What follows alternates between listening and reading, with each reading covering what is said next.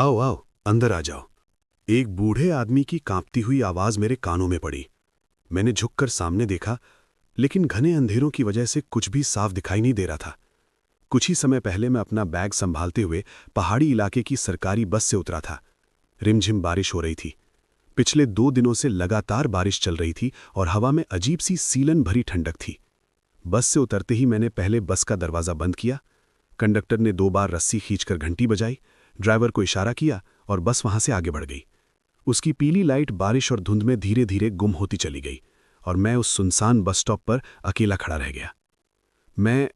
मेरा नाम विक्रम है, लेकिन सब मुझे प्यार से विक्की कहते हैं। मैं 25 साल का हूं। मेरा जन्म शहर में हुआ और वहीं मैं पला बढ़ा। जैसे ही मैं कॉलेज पहुंचा, मुझे एहसास हुआ कि मुझ में कुछ खास है। खास मतलब मैं दिखने में काफ़ी हैंडसम हूं। लड़कियां मुझसे 2 बातें करने के लिए खुद बहाने ढूंढती थीं। वैसे खूबसूरती तो भगवान की देन होती है, लेकिन कुछ चीज़ें हमें खुद बनानी पड़ती हैं, जैसे अपनी शारीरिक बनावट। इसीलिए मैं रेगुलर जिम जाने लगा। धीरे धीरे ये मेरी आदत बन गई और मैंने अपनी एक ज़बरदस्त बॉडी बनाई, 6 पैक के साथ। लेकिन सिर्फ बॉडी ही सब कुछ नहीं होती। सबसे ज़रूरी होती है आपकी ज़ुबान। आपकी शख्सियत से सामने वाला थोड़ी देर के लिए इम्प्रेस हो सकता है, पर आपकी असली कीमत आपकी मीठी मीठी बातों से तय होती है। शब्दों का जाल बुनना आना चाहिए, ताकि जिसे चाहो अपने जाल में फंसा सको। लेकिन अब आप सोच रहे होंगे कि ये सब मैं क्यों बता रहा हूं? सुकून के लिए। हाँ, जिस्मानी सुकून। मैंने कभी किसी पर जोर जबरदस्ती नहीं की। अगर मैंने तय कर लिया कि सामने वाला मुझे चाहे, तो वो चाह ही जाता है। कॉलेज के दिनों में दोस्तों के साथ शर्त लगाकर मैंने न जाने कितनी लड़कियों को अपने करीब किया था। कॉलेज के किस्से तो बहुत हैं, लेकिन कॉलेज के बाहर के किस्से भी कुछ कम नहीं। शादीशुदा औरतें, वो मेरी खास कमजोरी रही हैं।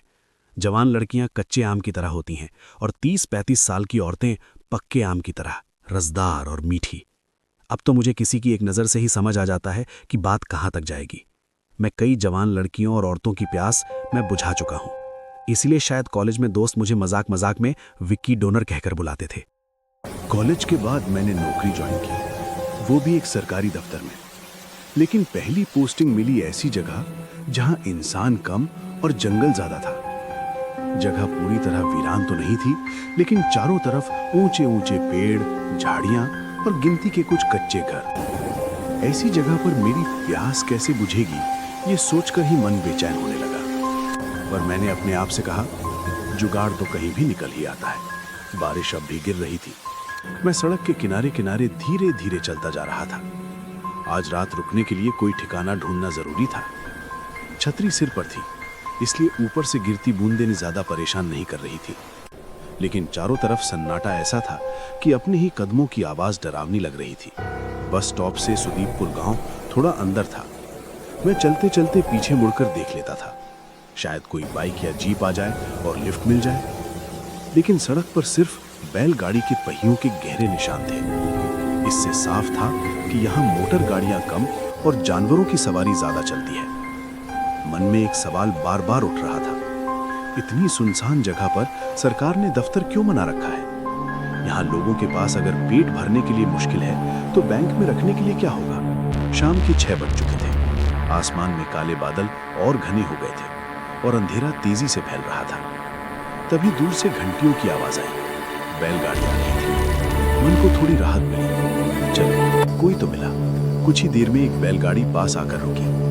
एक दुबला पतला आदमी, सांवला चेहरा, आधी सफेद हो चुकी दाढ़ी और सिर पर बोरी का बना हुआ अजीब सा टोपी। उसकी आंखें लाल थीं, जैसे उसने कई रातों से ठीक से नींद ना ली हो।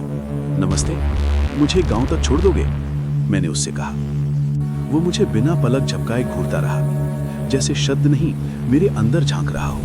मैंने फिर कहा, थोड़ा आगे तक छोड़ देना, लिफ्ट चाहिए। इस बार उसने धीरे से सिर हिलाया। मैंने अपनी बैग गाड़ी में रखी और खुद भी चढ़ गया।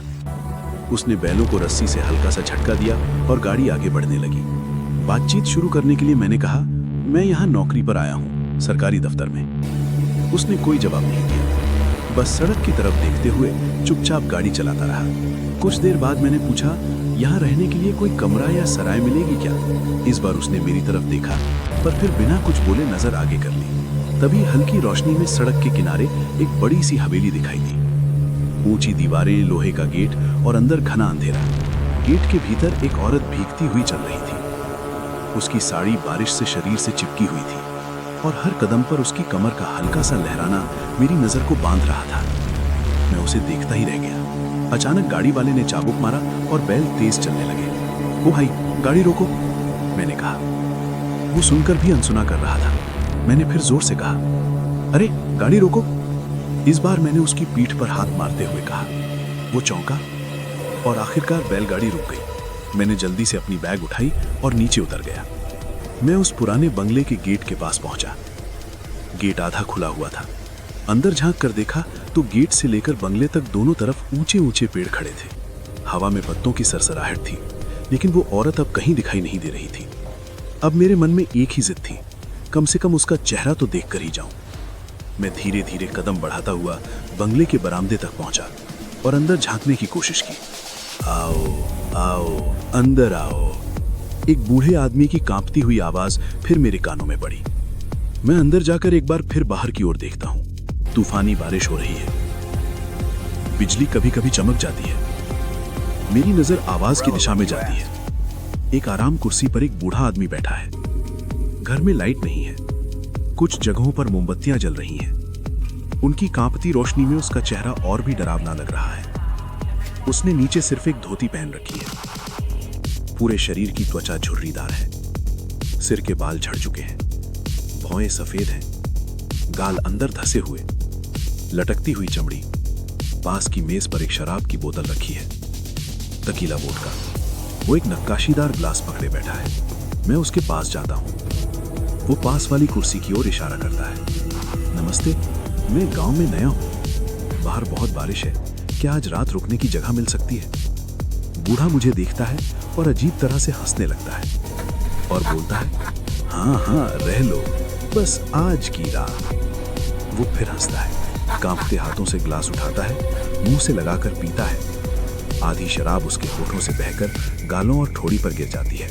वो ग्लास साइड में रख देता है और फिर वही भद्दी हंसी। मैं उसे बिना भाव बदले देखता हूं और हल्की बनावटी मुस्कान के साथ इधर उधर नजर घुमाता हूं। अचानक बूढ़ा बोलता है, तुम्हें भी वो चाहिए क्या? मैं चौंक कर उसकी तरफ देखता हूं। वो कुर्सी से आगे झुककर अपना चेहरा मेरे करीब ले आता है। बूढ़ा बोलता है, क्या तुम भी उसे टेस्ट करना चाहते हो? मैं घबरा जाता हूं। नहीं, मैं थक गया हूं, मुझे आराम करना है। बूढ़ा फिर कुर्सी पर ढहते हुए हंसता है। आराम, चैन, सुकून मुझे भी तो चाहिए। पता है कहां मिलता है? वो मेरे जवाब का इंतजार करता है, फिर खुद ही बोलता है, मौत में, और जोर जोर से हंसने लगता है। उसकी हंसी पूरे हॉल में गूंजती रहती है और मैं सन्न खड़ा उसे देखता रह जाता हूं। फिर बूढ़े ने अंदर के अंधेरे कमरे की तरफ देखा और अपनी कांपती हुई आवाज में पुकारा, यामिनी। ये नाम सुनते ही मेरे पूरे शरीर में अजीब सी सिहरन दौड़ गई। जिस औरत की बस एक झलक ने मुझे खींचकर इस हवेली तक पहुंचा दिया था, अब मैं उसे सामने से देखना चाहता था, पूरी तरह। कुछ पल बाद पायल की धीमी सी आवाज सुनाई दी, जैसे किसी पुराने जमाने की रूह चल रही हो।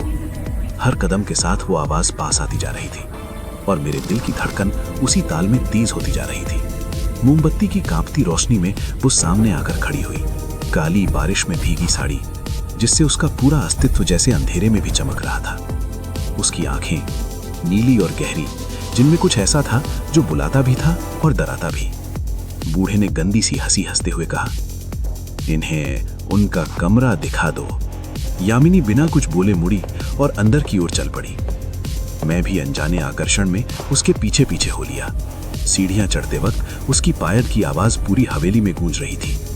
हर कदम के साथ ऐसा लग रहा था जैसे मैं किसी और दुनिया में उतरता जा रहा हूं। वो अंदर आई। मैं पीछे पीछे चलकर बिस्तर पर बैठ गया। वो धीरे धीरे पास आई। कुछ पल मेरी आंखों में आंखें डाली, फिर अपने होंठ मेरे होठों से लगा दिए। कुछ समय बाद वो अलग हुई और फिर से मुझे देखने लगी। उसकी आंखों में और उसके छूने में एक अजीब सा नशा था। मैंने उसके काले बालों में हाथ फेरा, तभी उन बालों के बीच 4-5 सफेद बालों का गुच्छा नजर आया। मैंने फिर उसकी आंखों में देखा और उसे अपने करीब खींच लिया। बाहर बारिश की रफ्तार बढ़ चुकी थी। बिजली कड़क रही थी। कई घंटों बाद बारिश भी शांत हुई और कमरे में भी सन्नाटा छा गया। थकान और नशे के असर में हम दोनों सो गए और फिर कब नींद आ गई पता ही नहीं चला। अचानक आधी रात मेरी आंख खुली। कमरे में सन्नाटा था। यामिनी पास नहीं थी। मैं उठने की कोशिश करने लगा, लेकिन शरीर जैसे पत्थर का हो गया हो। किसी तरह घिसटते हुए आईने के सामने पहुंचा और जो देखा उसने मेरी रूह हिला दी। आईने में एक बूढ़ा आदमी खड़ा था, झुर्रियों से भरा चेहरा, कांपते हाथ, सफेद बाल। वो मैं था। मैं नीचे भागा। वो आराम कुर्सी खाली थी। दरवाजे पर नजर गई। वो खड़ी थी, यामिनी, मुस्कुराती हुई, पहले से कहीं ज्यादा जवान, कहीं ज्यादा चमकती हुई, और उसकी आंखों में वही पुरानी भूख। वो धीरे धीरे सीढ़ियों की ओर बढ़ी और अंधेरे में गुम हो गई। तभी बाहर से किसी के कदमों की आवाज आई। दरवाजा खुला। एक नौजवान, बारिश में भीगा हुआ, हाथ में बैग। उसे देखकर मेरे होठ खुद ब खुद कांप उठे। आओ आओ, अंदर आ जाओ। और पीछे सीढ़ियों पर खड़ी यामिनी धीरे से मुस्कुरा उठी।